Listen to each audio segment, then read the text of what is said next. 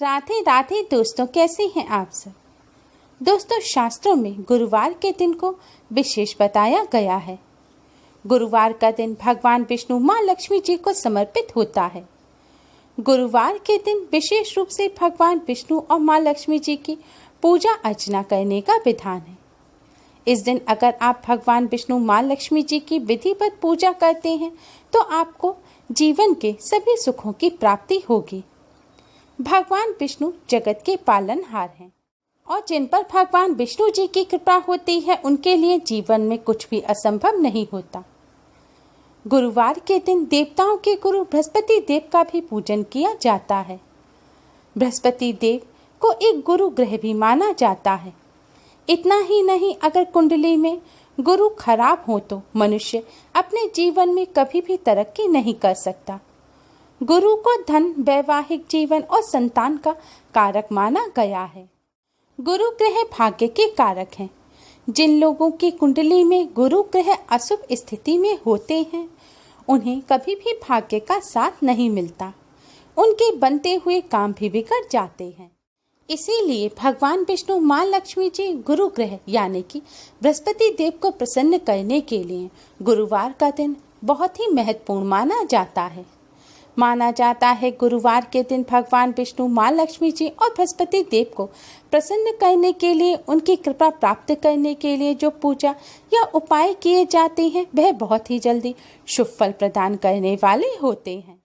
आज की इस वीडियो में हम आपको भगवान विष्णु माँ लक्ष्मी जी को प्रसन्न करने के लिए और गुरु ग्रह को मजबूत बनाने के लिए कुछ बहुत ही आसान उपाय बताने जा रहे हैं।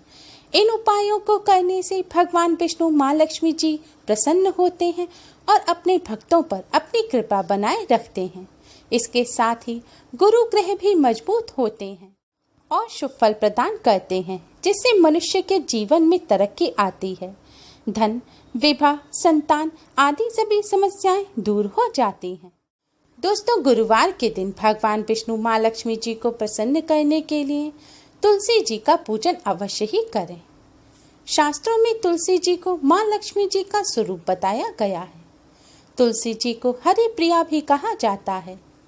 माना जाता है कि भगवान विष्णु जी के पूजन करते समय अगर तुलसी दल भगवान विष्णु को अर्पित ना किया जाए तो भगवान विष्णु वह पूजन स्वीकार नहीं करते।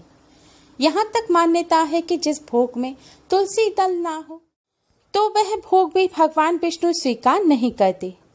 देव उठनी एकादशी पर जब भगवान विष्णु निद्रा से जागते हैं तब सबसे पहली पुकार हरिप्रिया तुलसी की ही सुनते हैं। इसलिए भगवान विष्णु जी को प्रसन्न करने के लिए तुलसी जी का पूजन अवश्य ही करना चाहिए। शास्त्रों में बताया गया है कि तुलसी जी के पौधे की जड़ में सभी तीर्थ, मध्य भाग तना में सभी देवी देवता और ऊपरी शाखाओं में सभी वेद यानी कि चारों वेद स्थित हैं। इसलिए इस मान्यता के अनुसार तुलसी जी का प्रतिदिन दर्शन करना पाप नाशक समझा जाता है और इनके पूजन को मोक्षदायक कहा गया है।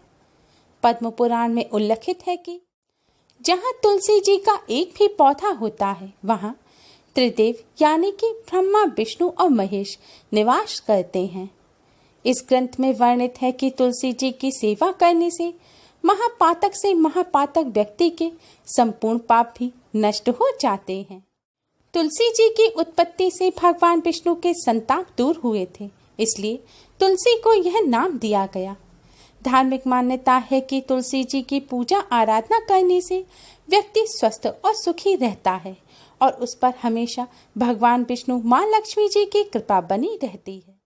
इसलिए भगवान विष्णु माँ लक्ष्मी जी की कृपा प्राप्त करने के लिए गुरुवार के दिन तुलसी जी का पूजन अवश्य ही करें। गुरुवार की संध्या काल के समय आप भगवान विष्णु जी का पूजन करने के पश्चात माँ तुलसी का पूजन करें। तुलसी जी के सामने एक शुद्ध घी का दिया जलाएं और एक सुगंधित धूपबत्ती जलाएं। दिया जलाने के पश्चात आप एक चुटकी पिसी हुई साफ हल्दी तुलसी जी की जड़ में अर्पित करें। दोस्तों, हल्दी भगवान विष्णु को अति प्रिय है। हिंदू धर्म की लगभग सभी पूजाओं में हल्दी का खास स्थान होता है। हर पूजा में हल्दी का इस्तेमाल किया जाता है। हल्दी को बहुत ही पवित्र माना जाता है। इसके साथ ही हल्दी पीले रंग की होने की वजह से भगवान विष्णु को अति प्रिय है। इसलिए भगवान विष्णु जी के पूजन में हल्दी का इस्तेमाल अवश्य ही करना चाहिए। तुलसी जी की जड़ में हल्दी चढ़ाने से भगवान विष्णु जी की असीम कृपा प्राप्त होती है। हल्दी चढ़ाने के पश्चात आप माँ तुलसी की आरती करें। अगर आपको तुलसी जी की आरती ना आती हो तो आप भगवान विष्णु जी की आरती करें। आरती करने के पश्चात आप क्लॉकवाइज तुलसी जी की 11 परिक्रमा करें। परिक्रमा करते समय आप भगवान विष्णु जी के महामंत्र ओम नमो भगवते वासुदेवाय का जाप करते रहें। परिक्रमा करने के पश्चात आप तुलसी जी के सामने हाथ जोड़कर प्रणाम करें। इसके बाद आप भगवान विष्णु जी के महामंत्र ओम नमो भगवते वासुदेवाय का 108 बार जाप करें। जाप करने के बाद आप भगवान विष्णु, माँ लक्ष्मी जी और तुलसी जी को प्रणाम करें। उनसे अपने सभी कष्टों और दुखों को दूर करने की प्रार्थना करें और घर परिवार की सुख समृद्धि की प्रार्थना करें। आपकी जो भी मनोकामना है वह तुलसी माँ के समक्ष बोलें और उनसे अपनी मनोकामना पूर्ण करने की प्रार्थना करें। दोस्तों, शास्त्रों में बताया गया है कि गुरुवार की संध्या काल के समय इस तरह तुलसी जी का पूजन करने से तुलसी जी के साथ साथ भगवान विष्णु, माँ लक्ष्मी जी की भी कृपा हमेशा बनी रहती है। दोस्तों, अगर आपकी कुंडली में बृहस्पति की स्थिति खराब है तो आप बृहस्पतिवार के दिन मंदिर में केसर और चने की दाल का दान करें। इससे आपको जरूर लाभ होगा। इसके साथ ही आज के दिन आप बृहस्पति देव के केसर से तिलक करें। केसर ना हो तो हल्दी से तिलक करके उनका पूजन करें। पूजन करने के पश्चात अब आप इस हल्दी से रोजाना अपने मस्तक और कंठ पर तिलक करें। ऐसा करने से बृहस्पति देव की कृपा प्राप्त होती है। इससे आपको अवश्य ही लाभ होगा। इस उपाय के अलावा गुरु के सभी प्रकार के दोष को दूर करने के लिए आप गुरुवार के दिन नहाने के पानी में चुटकी भर हल्दी डालकर अवश्य ही स्नान करें। इसके साथ ही नहाते वक्त आप ओम नमो भगवते वासुदेवाय मंत्र का जाप अवश्य करें। ऐसा करने से भी गुरु से संबंधित सभी प्रकार के दोष दूर हो जाते हैं।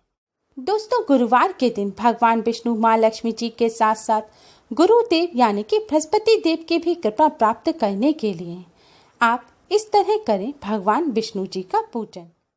गुरुवार के दिन स्नान करके स्वच्छ पीले रंग के वस्त्र धारण करें। गुरुवार के दिन पीले रंग के वस्त्र पहनना काफी शुभ माना जाता है। यदि आप ऐसा करते हैं तो इससे आपका भाग्योदय हो सकता है, क्योंकि पीला रंग बृहस्पति देव और भगवान विष्णु जी को अति प्रिय है। पीले रंग के वस्त्र पहनकर बृहस्पति देव, भगवान विष्णु जी का पूजन करने से शीघ्र ही शुभ फल प्राप्त होते हैं। अब आप एक दीपक लें। इसके लिए आप मिट्टी का, आटे का या पीतल का कैसा भी दिया ले सकते हैं।